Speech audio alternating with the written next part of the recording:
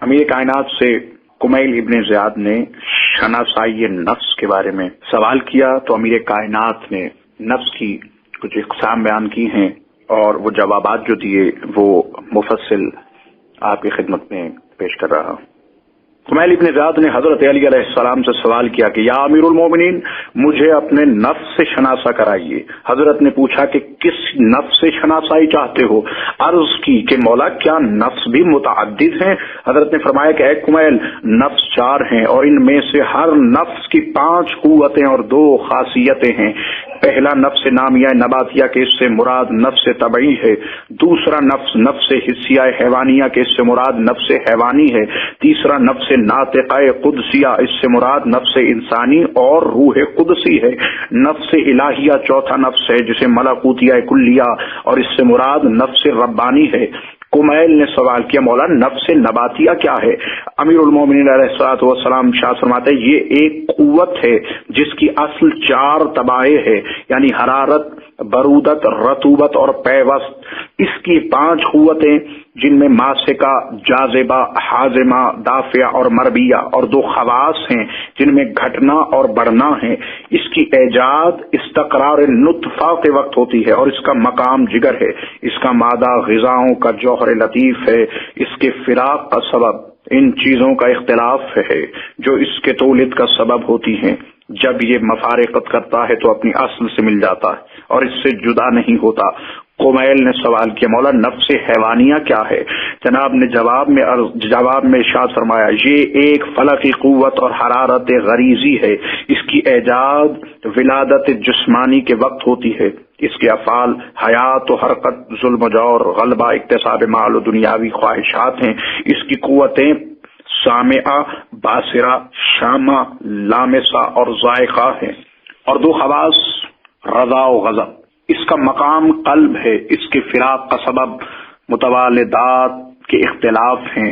جب یہ مفارقت کرتا ہے اپنی اصل سے جا ملتا ہے، اس کی صورت مٹ جاتی ہے اور افعال باطل ہو جاتے ہیں۔ اس کا وجود فنا ہو جاتا ہے اور ترکیب مزمحل ہو جاتی ہے۔ پھر کمیل نے سوال کیا یا امیر المومنین نفس ناطقہ قدسیہ کیا ہے؟ فرمایا جناب خیبر شکن نے یہ ایک قوت لاہوتی ہے جس کی ایجاد ولادت دینی کے وقت ہوتی ہے۔ اس کا مقام علوم حقیقت دینیہ، اس کا مادہ تائیدات عقلیہ ہیں، اس کا فعل معارف ربانی ہیں۔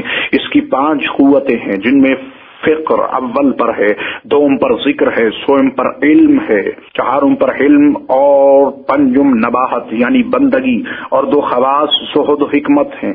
یہ مکان اور احساس سے منزہ ہے۔ یہ عالم ملکوت سے مائل ایک قوت ہے اور نفس ملکیہ سے مشابہ ترین شے ہے۔ اس کی جدائی کا سبب آلات کی تحلیل۔ جب یہ مفارقت کرتا ہے اپنی اصل کی طرف عود کر جاتا ہے، مگر نہ اس طرح کہ اس میں مل جائے بلکہ اس کی مجاورت اختیار کرتا ہے، اس لیے کہ انبعاث نہیں۔ کمیل نے پھر سوال کیا یا امیر المومنین نفس الہیہ ملکوتیہ کلیہ کیا ہے؟ یاسوب الدین نے جواب میں ارشاد فرمایا یہ ایک قوت لاہوتی ہے اور جوہر بسیط جو حی بالذات ہے۔ اس کی اصل عقل ہے اور اس کا مبدا اللہ اور عقل ہے۔ اس کی طرف دعوت دی جاتی ہے، اس کی طرف دلالت اور اشارہ کیا جاتا ہے، اور جب یہ کامل ہو جاتا ہے اس کی طرف عود کرتا ہے، کیونکہ تمام موجودات کی ابتدا عقل ہی سے ہوتی ہے اور تمام چیزیں کمال حاصل کر کے اس کی طرف عود کرتی ہیں۔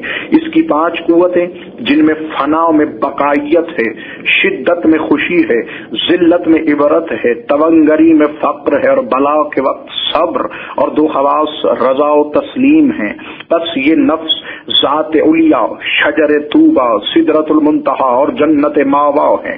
جس نے اسے پہچان لیا وہ شقاوت سے بچ گیا اور سرنگو نہ ہوا، اور جس سے اس سے جاہل رہا اس کی تمام کوششیں باطل ہو گئیں اور وہ گمراہ ہو گیا۔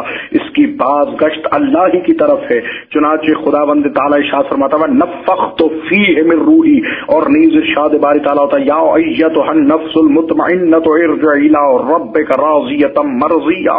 ان نفوس کے درمیان عقل واسطہ ہے۔ کمیل نے سوال کیا مولا نفس لاہوتیہ اور نفس ملکوتیہ کیا ہے؟ پھر مولانا ارشاد فرمایا نفس لاہوتی ایک قوت لاہوتی ہے جو حی بالذات ہے۔ اس کی اصل عقل ہے، اس سے ہر چیز کی ابتدا ہوئی۔ اس کی طرف سب کی بازگشت ہے۔ کمیل نے پھر سوال کیا مولا عقل کیا ہے؟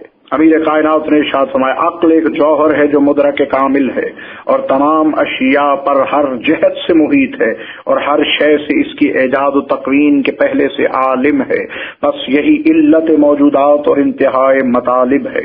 سامعین محترم، آپ کے لیے یہ کتاب کلمات مکنونہ صفحہ نمبر 73 شرح زیارت جامعہ جلد نمبر 3 سے لیا گیا ہے۔